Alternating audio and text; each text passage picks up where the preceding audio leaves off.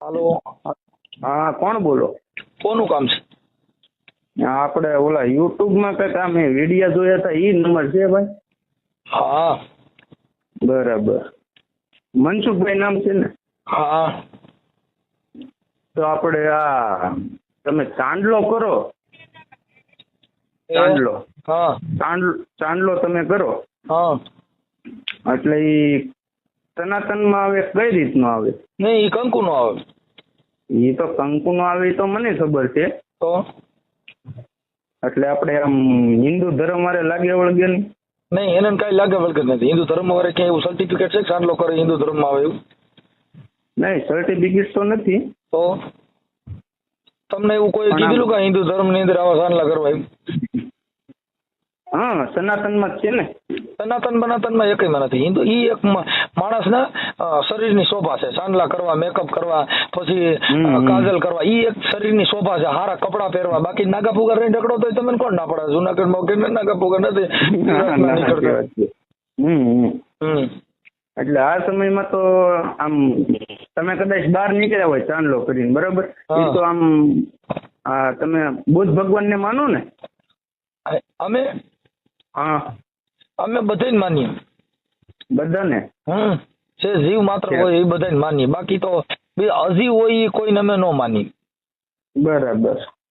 કબીર સાહેબ એની ના પાડી, બાપુ આ તો જીવને મારીને જડને રીઝાવે, મૂર્ખ આવા નર કાં આવે. બરાબર. ગુલાબના ફૂલ તોડીને કતે પથ્થરની મૂર્તિ પાસે મૂકો તો ઈ તો ઓલું ગુલાબ છે, ઈ તો જીવતું ઝાડ છે. એના ફૂલ તોડીને પથ્થર પાસે મૂકો તો ઈ તો પાપ છે પુણ્ય. બરાબર. એટલે તમે અજીવને ન માનો?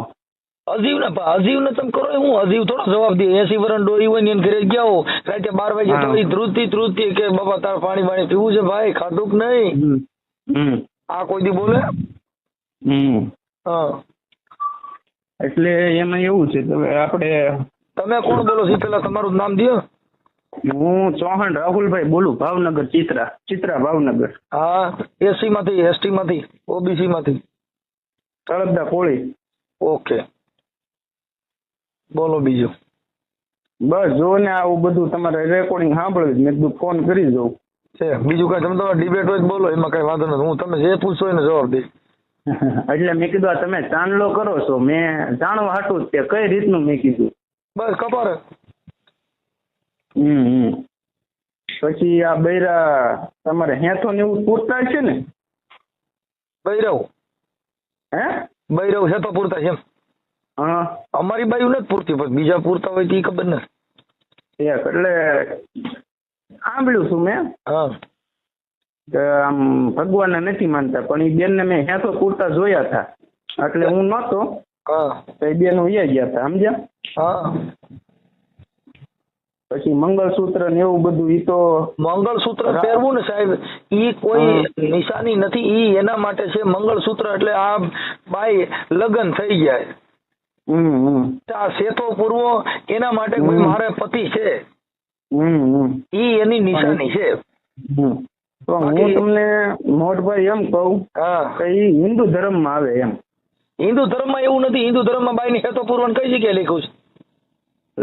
ભગવાને ને લોકોએ લગ્ન કરેલા હતા. ભગવાન ને તમે બીજા બધાને ભૂલી જાઓ. દ્રૌપદી ને જયારે આવડા જુગાર રમવા બેસી ગયા ને હારી ગયા ને, તેથી બાબા સાહેબ નો જન્મ નહોતો અને તેથી કાયદો નહોતો, નકર બધા જેલમાં જાત. બરાબર. તેથી જો કાયદો હોત ને તો બધાને જામીન દેવા પડત કે બાપા અમે આવું કર્યા નહોતા. બાયુ નટન જુગાર મારી જાવ છે, ભાંગી નાખે. ઈ તો ભાઈ ભગવાનની શેઠ, ભગવાન વખત ની વાત હોય ને. તો હોય કઈ ભગવાન વખત ની? ભગવાન બાયુ ને હારી ગયા ને તમે ભગવાન માનો છો? કૃષ્ણ ભગવાન તો હતા જ નહીં. કૃષ્ણ ભગવાન હતા, ઈ કૃષ્ણ ભગવાન હતા, ઈ બધું ઇતિહાસ પુરાણી થઈ ગયો. સુપ્રીમ કોર્ટે કીધું બધી દંતકથા છે, ખાલી તમારું આસ્થાનું પ્રતીક છે. તમે પગે લાગો. કૃષ્ણ ભગવાન બાયુના લુગડા લઈ અને ઓલા વિપ્રાંત સ્થળમાં ચડી ગયા હતા ભગવાન.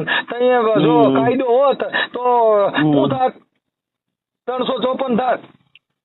બરાબર.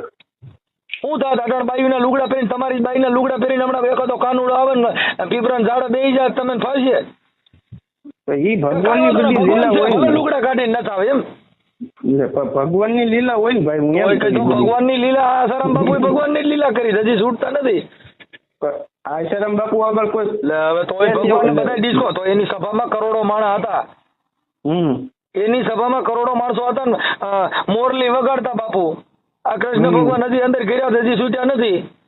બરાબર. અને હજી કોઈ બાઈનો સારો કરવો એટલે હમણાં ખબર કૃષ્ણ ભગવાન નામ લઈને કે પ્રભુ તમે લુગડા કાઢ્યા હતા ને મને બાઈના કપડા કાઢવા દો એટલે ખબર. 1 મિનિટ હો.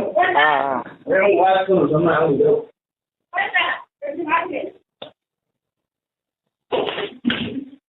વાત ચાલુ જાઓ. હાલો. હા હા બોલો બોલો. આવું સૌ જાઓ તમે.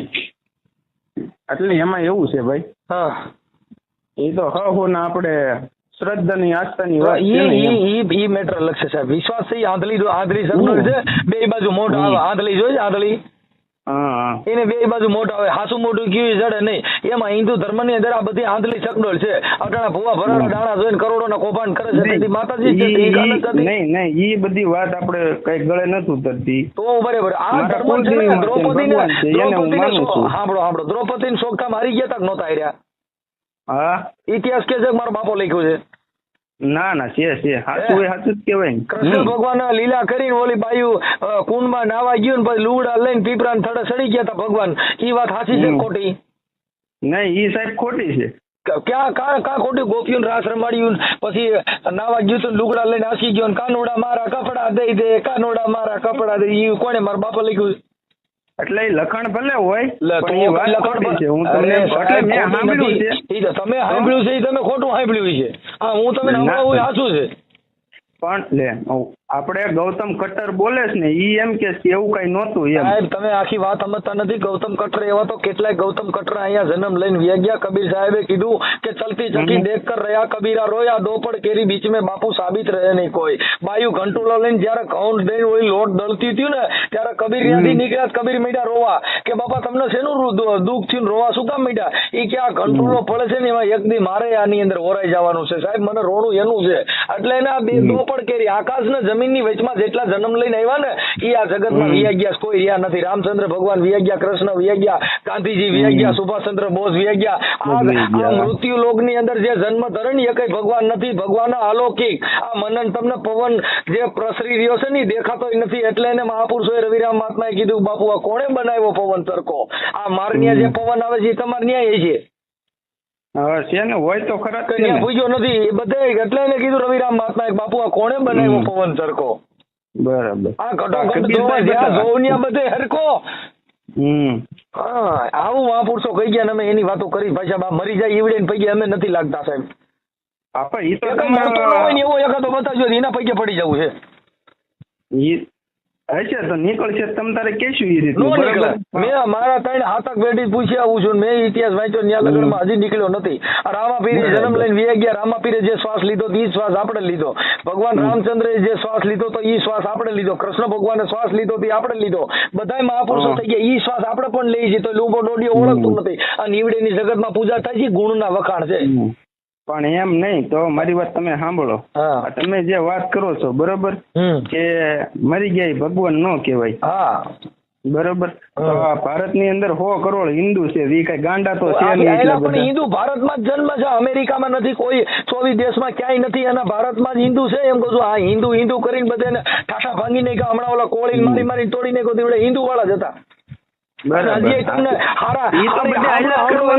પેલા સાંભળી લ્યો ભાઈ કોળી સાહેબ, તમે હજી તમને હારી ઠેકાણ હજી કોળી મકાન લેવા દેતા નથી. હિન્દુ જ છો તમે, ક્યાં મુસલમાન ના નથી પડતા.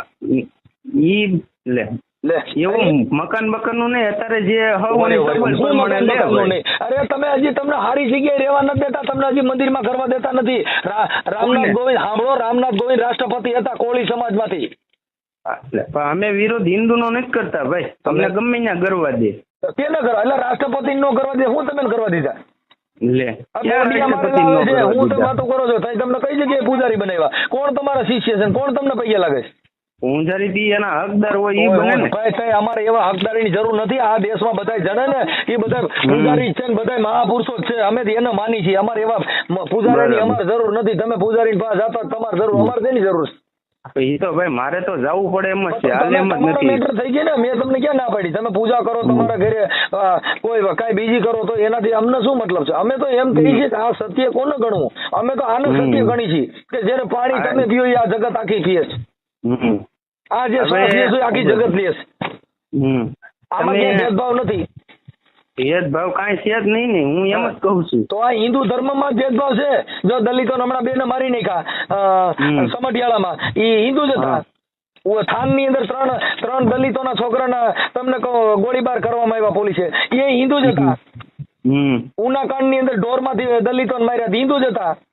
બરાબર. હજી તમને ક્યાંય ઘણા હારી સમાજમાં ક્યાંય તમારું આમંત્રણ તમને નહીં દીધું હોય, એ હિન્દુ જ છે. એટલે એટલો બધો તું ભણેલ ગણેલ નથી ભાઈ. ભલે ભણેલ નથી પણ ભણ્યો છું.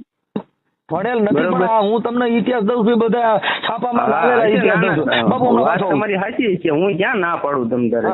આ તો મેં મારા બાપાને પૂછ્યું ને આપણા ભગવાન કોણ, કે આપણા ભગવાન શ્રી રામ. બરોબર. તો મેં કીધું સારું.